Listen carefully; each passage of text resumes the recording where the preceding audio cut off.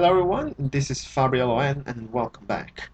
Let's talk about Capcom, but don't worry, this is not a rant video. I'm not going to um, protest against them or saying that I'm very angry because they're delaying or cancel another Mega Man game or of what they're doing with Breath of Fire 6.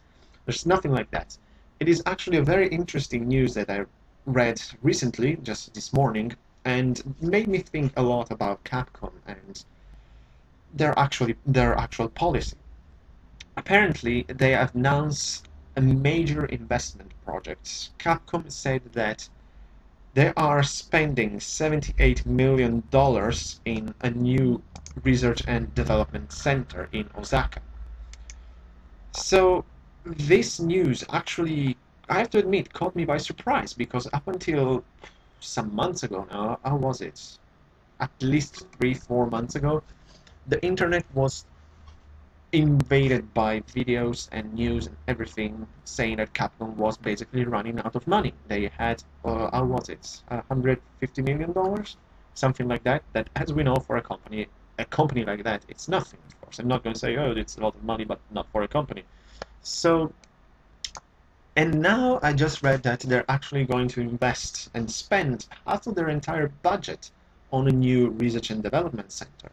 That's a very interesting move, a very risky, maybe, move, let's call it like that, but at the same time made me think that maybe, just maybe, Capcom actually had much more money than we thought, and in this case, that's good news in a way. I mean, even though like everybody else out there as gamers and fans of Capcom games, we are all pissed off with them because of some policies and choices that they have been making in the in the last years. Like with Mega Man, Fire, whatever. You can go on with all the games that are ignored or ruined, basically. But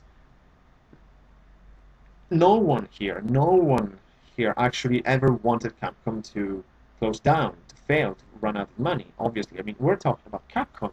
I mean, these guys are a staple, or are one of the main cons of my childhood. I grew up playing Capcom games, basically, as a kid. I mean, one of the first game I ever played was Mega Man 2 by Capcom. So, even though I can argue with some of their decisions, I will always love, in a way. I mean, it's a strange relationship, but I will always love Capcom.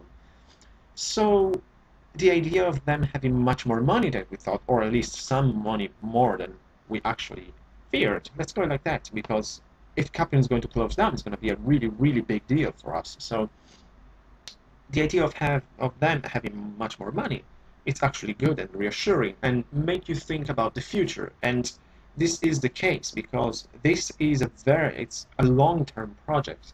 Because for what I read, the idea is these two massive centers for research and development in Osaka that in the long run will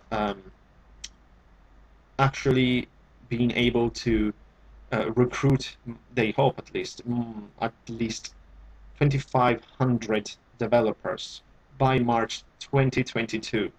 We're talking about 8 years from now, and as we know in the gaming world, 8 years is a long, long time. A lot can happen. So this is really a long-term project. So Capcom apparently, my like conclusion is that the Capcom is not doing as bad as we feared, as we thought.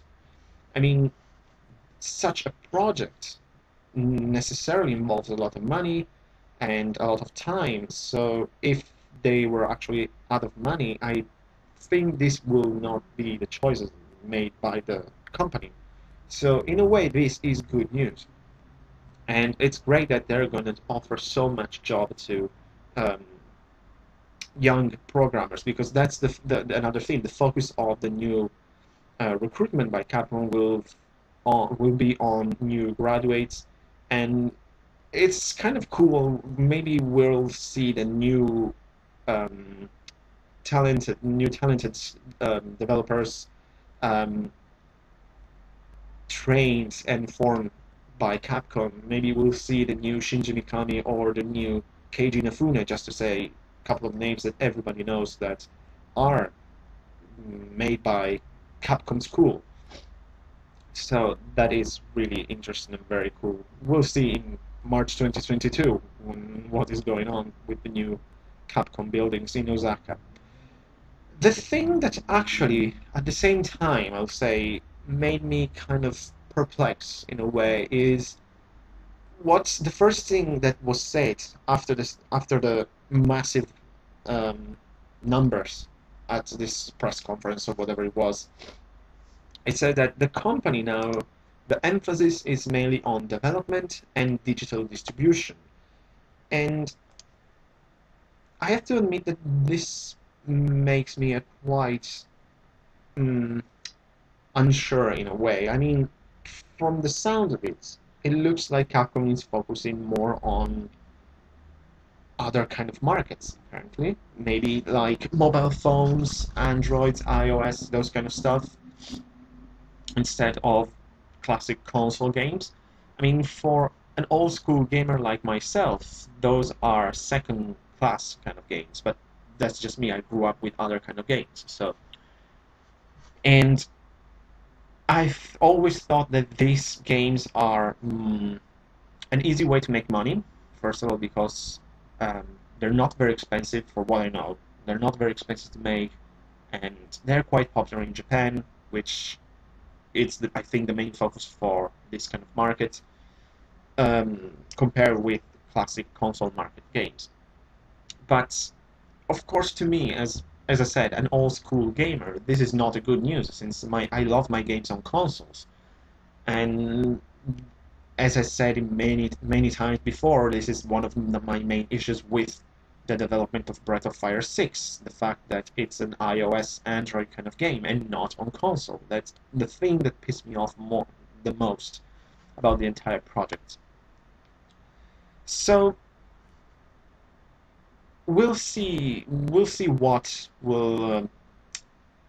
news Capcom will give us, since this, again, everything will be completed between January 2015 and February 2016, while all the recruitment and everything will, as I said, done by March 2022. So it's a long, long way. Capcom is just getting started. But how could this be? I mean, was Strider such a big hit for Capcom that it made so much money, or anything else that I don't know? I mean, Strider looked very, very cool. I'm definitely gonna buy it and play it, and that was a very great news to see. And such an old franchise is actually being um, restored and presented to the new generations. I mean, for all of us who played the original games or the PS1 games, seeing that marvelous game was really mind-blowing. And I really hope that in terms of console, the this is the direction that Capcom will follow for the next years, up until 2022. And let's hope for this new generation of programmers that will be formed by Capcom. I mean, very, very faithful and very, very interested and hopeful about them, since great names, as I said before, were formed by Capcom. I cannot wait to see the new geniuses that will deliver new games that will shock the world, as Mega Man did in the 80s and Resident Evil in the 90s. So, again, it seems like all the time with Capcom there's always good news, some weird news, and something that you consider bad or good. It depends on what kind of gamer you are. I mean, to me, since I'm quite old school, I have to admit, if the main focus of the company will be um, iPhones and stuff like that, that's not entirely good news, but at least it's proving that the company is not doing that badly. And that's already, again, good news. So we'll see with what the future will mm, hold for Capcom. Personally, I hope all the best for the company, since it's too important to me to let them go, even though I have my issues. I'm really hoping for the future to see other projects like Strider. I really, really hope for that. Maybe we'll see finally a new Darkstalkers game, Since we had the new Strider, we had the new Killer Instinct. The only thing missing here is Darkstalkers. I never understand why Capcom kind of abandoned that amazing franchise that personally I found better than Street Fighter, but that's just me. I'm a big fan of Darkstalkers. And all the other franchises. I'm always dreaming for a new Dino Crisis, but I know that it's never going to happen, and I understand why it's very difficult to make a new Dino Crisis game. I mean, we're talking about good quality games here, of course, not some garbage. So we'll see for the new games by Capcom, and in a way, I'm glad that they're not doing as bad as I feared, because this is clearly a move that you're doing if you're doing okay. I mean, you're not investing half of your money like this if you're not doing well. So, in a way, this is good news. I'm kind of reassured by um, the situation of Capcom, because for such a long-term project like this, it means that there is some financial stability in the company that makes me kind of like tranquilized for the future. So that's about it. And the only thing missing is while I was mentioning Keiji Inafune and possible games, I always thinking now that Mighty Number 9 is coming up. This is just a small extra for this video. I just thought about it. What will happen if, by any miracle, any chance, Capcom will actually do new Mega Man games? I mean, Mega Man 11 or something else.